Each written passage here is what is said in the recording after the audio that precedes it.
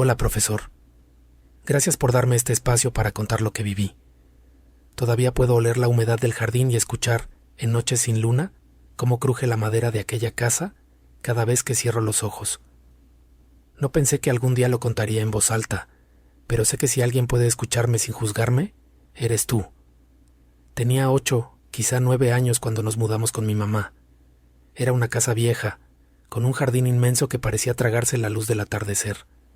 La gente del barrio decía que la entrada y salida del distrito obligaba a pasar por una franja donde había 3 cementerios pegados, uno tras otro, como si los muertos no se pusieran de acuerdo para quedarse en un solo lugar. Los vecinos, sobre todo los mayores, contaban historias de horrores que nacían al otro lado de las vías, del lobizón que aullaba después de la medianoche, de sombras que cruzaban los andenes, de cosas que no debían ser nombradas en voz alta. Para un niño todo eso era motivo de asombro y de miedo. Para mí fue el escenario donde algo empezó a mirar desde afuera. La casa era llamativa por su silencio.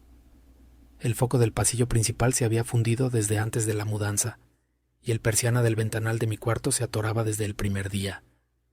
La tensor que la levantaba chirriaba, y a veces, por la noche, quedaba trabada a medio subir. Mi madre trabajaba hasta tarde, y después del programa nocturno que siempre la hacía reír, se acostaba temprano. A mí me encantaba quedarme despierta viendo la tele hasta que el sueño me vencía. En esa época la casa tenía algo de teatro, los muebles encorvados, la manta que arrastraba hasta el suelo en mi cama y los peluches alineados como pequeños soldados sobre la almohada. Una noche, alrededor de la 1, apagué la TV y caminé por el pasillo que llevaba a mi cuarto. Todo estaba oscuro. La bombilla fundida hacía que la penumbra fuera más densa, como si la casa guardara la respiración. Al llegar a la puerta de mi habitación, yo, que siempre había sentido una ligera desconfianza hacia ese cuarto, abrí la puerta apenas para asomar la cara. El persiana no había subido. La ranura por la que entraba la luz de la calle estaba un rectángulo negro. La cama, la colcha larga, los peluches, todo igual. Pero entonces escuché mi nombre. No fue un susurro amable. Fue una voz macabra, burlona, estirada en las sílabas como si alguien jugara con la lengua y con mi nombre a la vez. «Mili, vení», dijo. Mi corazón golpeó con fuerza el esternón. De la nada apareció un escalofrío que subió por mi espalda. Me retrocedí sin ruido, crucé el pasillo y me metí en la habitación de mi madre. La desperté y le dije temblando: «Mamá, alguien me llamó, dijo mi nombre». Ella encendió la luz, me abrazó y me dijo que había sido la imaginación por quedarme despierta hasta tarde viendo tele. Pero había algo en su voz, una especie de cansancio que mezclaba incredulidad y claustro emocional. No me calmó del todo. Yo sabía que no era imaginación. Esa voz resonó en mis tímpanos como un vidrio que vibra. A la mañana siguiente todo parecía normal. La casa olía a café. Mi madre me preparó el desayuno y el vecindario murmuró su rutina. Pero a partir de esa noche, las cosas cambiaron. Empezaron a ocurrir pequeños detalles que en su conjunto formaron una tela que me asfixiaba. Los peluches ya no estaban en la almohada. En su lugar, los encontraba arrumbados en el suelo, mirando hacia la puerta cerrada. Las huellas de barro aparecían en el pasillo, aunque nadie había salido de casa. Una vez, sobresaltada por un ruido, corrí y vi que la persiana del ventanal del jardín estaba levantada un par de centímetros, como si alguien la hubiera empujado desde afuera con los nudillos. Pero lo peor fue la voz. Al principio era solo mi nombre susurrado desde la penumbra de mi cuarto. Después fue más. Me llamaba desde los armarios, desde debajo de la cama, desde el otro lado del pasillo. No siempre la escuchaba igual.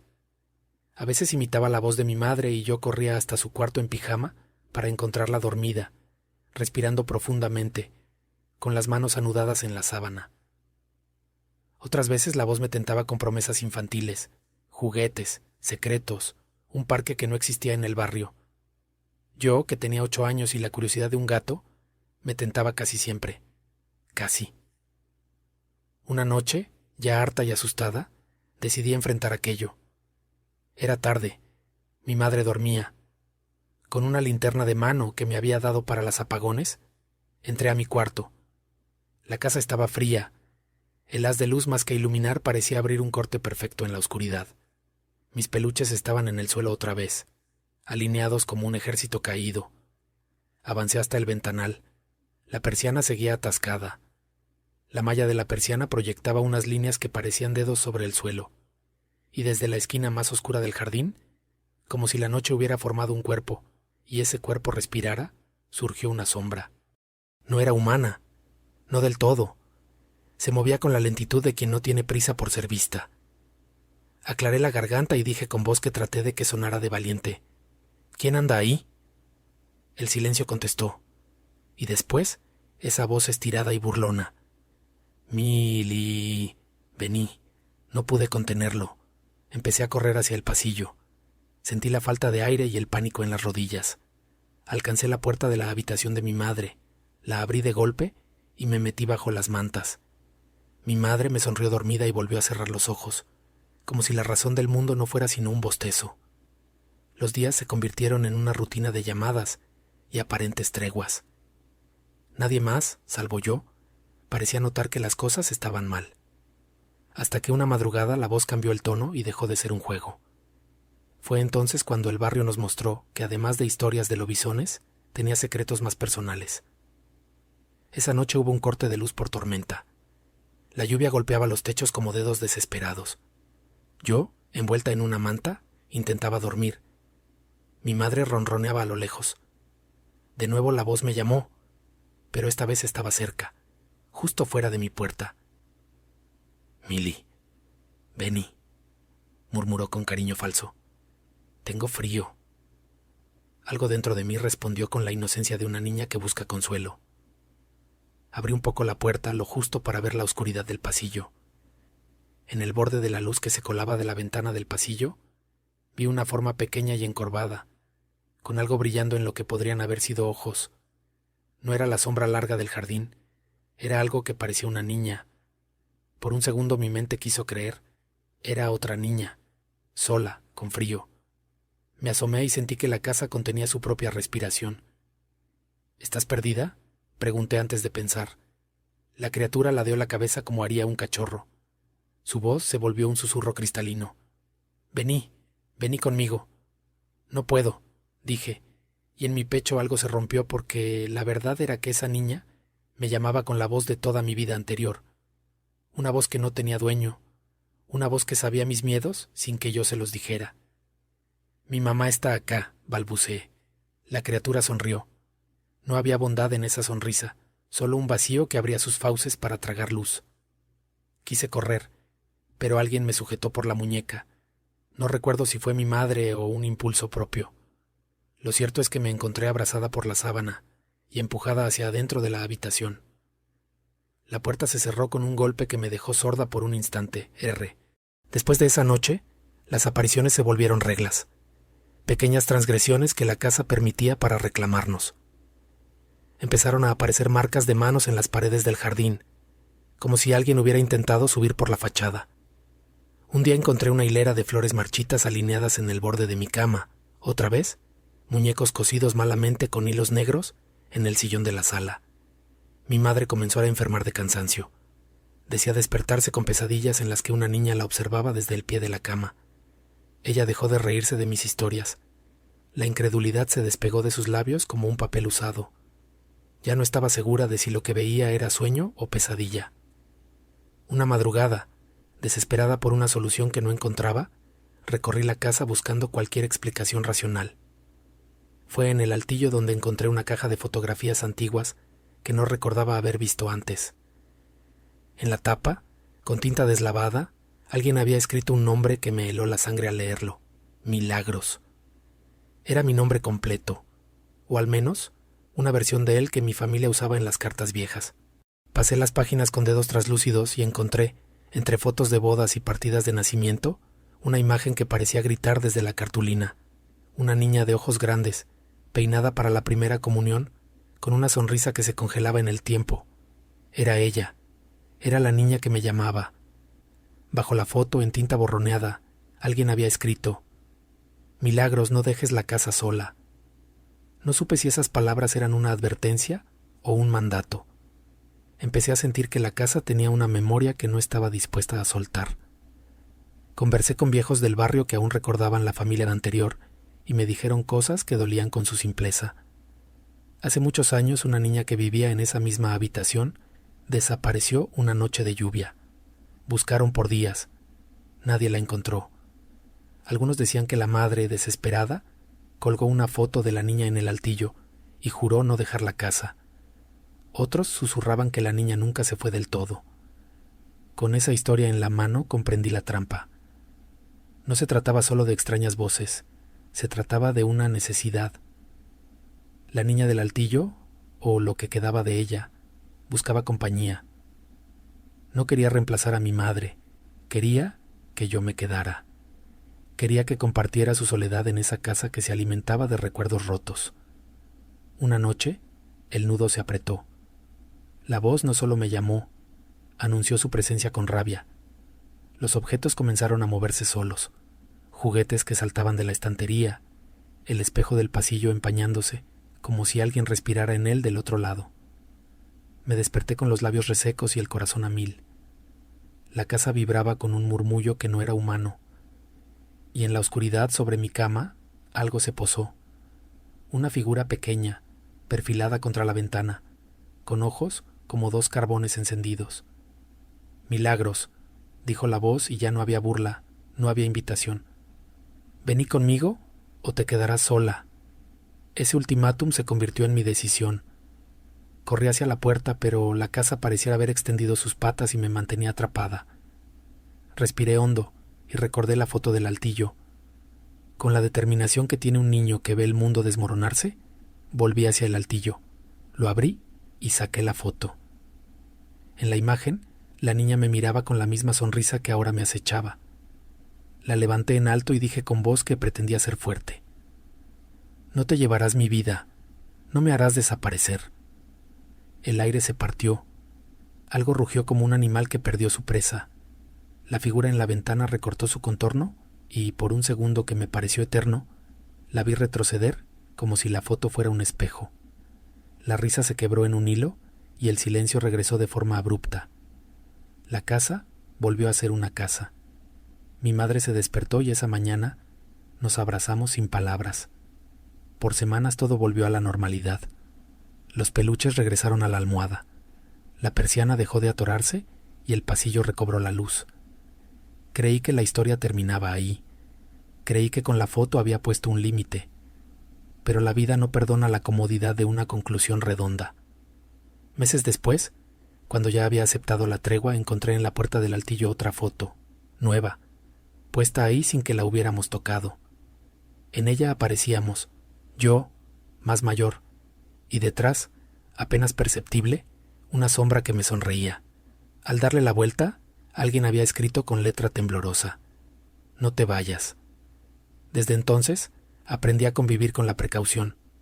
Cerré el altillo con llave, dormí con la luz encendida los días de lluvia y aprendí a no contestar las voces que suenan después de la medianoche. Aprendí que hay presencias que no se conforman con un pasado, piden compañía, nombre por nombre, y que a veces, aunque ganes una batalla, la guerra queda en una esquina caliente de la casa, esperando la noche en que estés distraída. No puedo decir que todo se haya ido. Las noches de luna nueva, cuando el barrio queda en silencio y las vías parecen tragar la última luz, me despierto con la sensación de que alguien me llama. Ya no corro hacia la puerta. Me cubro con la manta hasta la nariz y espero. A veces la voz dice mi nombre como una caricia, otras simplemente se queda en silencio. Y en el altillo, donde guardo la foto, a veces me parece distinguir una nueva imagen a través del polvo. Nunca la he abierto. No sé si fue la niña de la foto la que quería compañía, o si la casa en sí se alimentaba de nombres. No sé si el lobizón de las vías aullaba por la misma soledad. Solo sé que crecí sabiendo que hay lugares donde los recuerdos no se apagan, sino que buscan reemplazos, y que en aquellas noches frías, cuando la voz me llama desde la penumbra, lo hace con el mismo acento con el que me llamaba cuando era chica. Burlón, insistente, como quien sabe que su turno volverá. No tengo una moraleja clara, profesor. Solo tengo la advertencia de quien permitió que algo entrara y no pudo sacarlo del todo. No dejes las casas solas por mucho tiempo, y si alguna noche te llaman con la voz de alguien que conoces, mira 2 veces antes de abrir. Hay promesas que no son de este mundo, y algunas voces, en verdad, nunca se van. Hola, profesor. Gracias por darme este espacio para contar lo que viví. Aún siento en la nuca aquella mano fría que alguna vez rozó mi cabello. Y hay noches en las que despierto pensando que el olor a cera de veladora vuelve a colarse por la casa. No pensé que lo contaría otra vez, pero sé que si alguien puede escuchar sin juzgar, ese eres tú. Tenía 10 años la primera vez que la vi con claridad. Era una noche en la casa de mi abuela materna. Una casa antigua, de esas que crujen y guardan olor a cosas viejas, y esa vez me tocó dormir con la bisabuela. La habitación donde dormíamos tenía un altar pegado a la cabecera, varias veladoras, estampitas, un crucifijo un poco torcido. Había algo solemne y a la vez tenso en ese rincón, como si la devoción y el miedo respiraran en la misma boca. Yo llevaba conmigo una basinica debajo de la cama, costumbre de niñas que aún no se atreven a cruzar la noche sin pequeños auxilios. Me levanté en la madrugada para hacer pis, volví a meterme en la cama y, aunque estaba cansada, el sueño no llegó. No era la primera vez que me alojaba fuera. Mi mamá tenía 6 hijos y vivía sola casi siempre, con la cabeza hecha nudo por la vida y la rabia que a veces descargaba en palmetazos y gritos. Por eso no me gustaba quedarme lejos de ella. Pero esa noche la casa de la abuela estaba tranquila, la ciudad dormía, y el cantar del viento en la calle hacía rechinar el zaguán como si fuera un animal viejo. Al rato, desde afuera, llegaron sollozos. No eran gritos, eran un llanto con hipo, ese que se queda en la garganta y no quiere salir entero, como si alguien hubiera roto el llanto en pequeños pedazos de aire. Yo me quedé tiesa, con el corazón cerca de la garganta. Me preocupé por mis hermanos, por mi mamá. La responsabilidad de hermana mayor se enredó en mí y me hizo estar alerta. En la casa había 2 habitaciones laterales que daban a la calle. En la última había un zaguán que rechinaba cuando se abría. Escuché el zaguán. Después, pasos con zapatillas avanzando por la casa. Pensé que era mi prima, que prefería dormir en su cuarto, o quizá el tío, que era velador y a veces entraba a altas horas. Me molesté. No quería que mi prima viniera a acostarse conmigo. Me asomé con cuidado, esperando verla salir por la pared de tablas que hacía de pasillo, pero no apareció nadie. Lo que vi fue otra cosa. Algo blanco relumbró en la penumbra, como si una tela nueva atrapara la luz de la vela. Era una pieza de abrigo, o así lo interpreté de niña, con una solapa esponjosa, casi como lana de borrego. Al borde de esa solapa vi cabello y una cara que parecía dibujada, rasgos finos, como un boceto que alguien dejó sin colorear. La piel, si eso era piel, era solo blanco y sombras. Los ojos, vacíos pero definidos. Tenía los dedos aferrados a la tabla de la pared, la cabeza asomada como quien espía desde un hueco. Sentí que todas las fuerzas se me iban. Me senté en la cama como si alguien me hubiera sacudido. La madera chirrió. Intenté empujar a la bisabuela, decirle algo, despertarla. Apenas logré un empujón, un pequeño ruido. Ella no se movió. Me cubrí hasta la cabeza, temblando, con la sensación de que me faltaba el aire. Me sudaba todo el cuerpo. El gallo cantó, o eso me pareció, y cuando volví a destaparme, la figura había desaparecido. Creí que me había dormido de puro agotamiento, pero al volver a abrir los ojos, la vi de nuevo, asomada aquella vez en otro lado de la habitación. 3 veces pasó eso: despertarme, verla, esconder la cabeza, volver a dormir, o perder la conciencia, y otra vez reconocer ese boceto humano que miraba sin mirarme. A la mañana siguiente le conté a la abuela. Ella negó todo con una sonrisa dura. Aquí nunca ha pasado nada, y dijo que había sido una pesadilla. Fue más fácil para ella no aceptar. Para mí no fue así. Algo en la casa había latido con esa figura, y las lágrimas que escuché afuera tenían un eco antiguo, como de alguien que ya no puede callar. Con el tiempo, la empecé a ver en más lugares. En la casa de mi mamá, en otras habitaciones, siempre en el mismo segundo en el que abría los ojos y la tenía a un lado. No gritaba. Nunca. No lloré de nuevo en su presencia. Solo la veía y, por reflejo, cerraba los ojos y me volvía a dormir. Era una visita rápida, una aparición que no dejaba rastro físico salvo esa calma pesada que quedaba en el aire. A veces la veía con el pelo recogido en una forma como de cebolla y una bata de tela tradicional. Otras noches, con el pelo suelto y una prenda larga, casi funeraria. Había noches en que se sentaba al borde de mi cama y yo, con el miedo en un bolsillo del estómago, solo la observaba. No recuerdo que alguna vez me hiciera daño, pero sí se pegó una costumbre en mí. La costumbre de no mirar demasiado, de no invitar su atención. Me acostumbré a respirar con la mano en la colcha, a no moverme, a fingir que dormía. Mi hermana, que dormía en la litera superior, me dijo años después que muchas veces la había despertado yo, asustada, preguntándole si veía a la mujer que está ahí. Siempre, antes de que ella abriera los ojos, yo cerraba los míos y decía, no, no hay nadie. No lo recordaba. La memoria inventa huecos cuando el miedo es grande. Y sin embargo mi cuerpo había hablado en el momento. Con el paso de los años las visitas se transformaron. El llanto afuera, aquellos sollozos cortados, desapareció después de un tiempo. La voz o los sonidos que antes la acompañaban dejaron de escucharse. Solo quedó la imagen de aquel boceto viviente recomendándome, como quien posee la costumbre del que reclama un rincón. Pero hubo una vez en que la figura me mostró algo distinto, un sueño que no parecía solo un sueño. Una madrugada en la que el calor y la cera de las veladoras mezclaron su olor con la humedad, me quedé dormida en un duermevela. La mujer del boceto apareció sin bordes, más nítida que de costumbre. Esta vez no solo estaba al borde de la cama, me tomó de la mano y me arrastró, con suavidad, hacia un patio húmedo.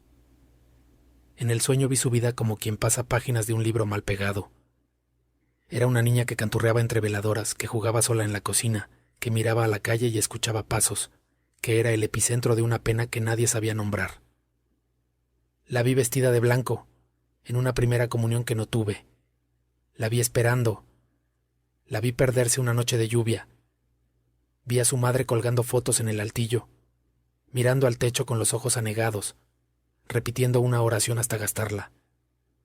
Vi al pueblo buscando y al pueblo callando. Y al final, la niña quedándose en las rendijas de la casa, prendida como un eco. Desperté con la mano fría y la impresión de haberle leído algo que debía haber sido secreto. Desde entonces su historia se deslizó entre las cosas. No buscaba hacerme daño, buscaba compañía, buscaba a alguien que la llamara por su nombre. Tal vez por eso al principio lloraba fuera de la casa con esos sollozos rotos. Llora quien no tuvo consuelo. Y tal vez por eso apareció siempre cerca de mí, como sabiendo que yo a veces me sentía sola y asustada de los demás. Con el tiempo aprendí a convivir con esa presencia. No es fácil decir que te acostumbras a lo sobrenatural sin mentir. La costumbre es una manta fría que no te calienta, pero evita el sobresalto. Llegué incluso a interpretar aquellos toques en el cabello nocturnos como un consuelo torcido. La mano que me rozaba era fría, pero era una caricia que no pedía nada a cambio. Me convertí en la niña que espera la caricia para dormirse. Me resultaba menos aterrador eso que los gritos de mi casa con mi madre. Así, la mujer boceto se volvió una visita más del paisaje. Hubo noches, sin embargo, en las que su presencia se acercaba demasiado. Una vez me senté en la cama y le hablé en voz alta. ¿Quieres que te ayude? ¿Qué necesitas? No respondió con palabras. Me miró largo, y en esa mirada entendí que lo que quería no cabía en mi cuerpo. Quería que alguien se quedara. Quería que alguien no la olvidara. Me dio la sensación de que ella temía ser expulsada de nuevo a la oscuridad. Me arrodillé y recogí una de las veladoras del altar que a veces prendían en la casa. La puse junto a su figura y la vela ardió más brillante, como si la llamara. Tal vez eso la calmó por un rato. Los años la fueron mostrando con menos frecuencia. Crecí, cambié de barrios, tuve noches lejos de la casa de mi abuela, pero siempre volvía. La veía un segundo al abrir los ojos, en el borde de la cama, esperándome. Aprendí que había límites. No debo buscarla. No debo mirarla demasiado tiempo. Ella aparece, me mira, y cuando mi conciencia lo permite, me deja dormir. No sé si alguna vez tuvo nombre distinto al que vi en fotografías viejas, o si mujer boceto es solo mi forma de decir la falta de color en su vida. No sé si las veladoras realmente calmaron su hambre de compañía, o si solo alimentaron una costumbre más. Lo único que sé con claridad es que hay presencias que no piden venganza, piden memoria. Y si no les das memoria, te piden un lugar en tus noches. Hoy, cuando vuelvo a aquella casa o cuando pienso en el zaguán que rechinaba, me pregunto si la figura es un reclamo de la casa, una memoria que no logra irse, o es, en cambio, la costumbre de los vivos aferrándose a algo que nunca supieron nombrar. A veces antes de dormir, me detengo y toco el borde de la almohada, como quien deja una puerta entreabierta, y en las noches en que siento que alguien en la penumbra me toca el cabello, ya no me sobresalto con el mismo pavor. Me encojo, respiro, y cierro los ojos sabiendo que en algún lugar del tiempo, una mujer dibujada en blanco sigue encontrando compañía en quien aún recuerda. No tengo una moraleja clara, profesor, solo una cosa. Si alguna noche escuchas un llanto hecho hipo desde la calle y una figura sin colores se asoma a tu ventana, no la despiertes con golpes ni la eches a patadas. A veces las almas se quedan porque nadie las llamó por su nombre y otras porque alguien una vez prometió no dejarlas ir. Y si alguna vez te sientes sola, recuerda que hay maneras extrañas de compañía. Yo aprendí a no temer del todo. Aprendí a mirar con cuidado, a no abrir demasiado la puerta y a dejar una veladora encendida por si alguna vez una niña con cara de boceto vuelve a necesitar que alguien se acuerde de su historia.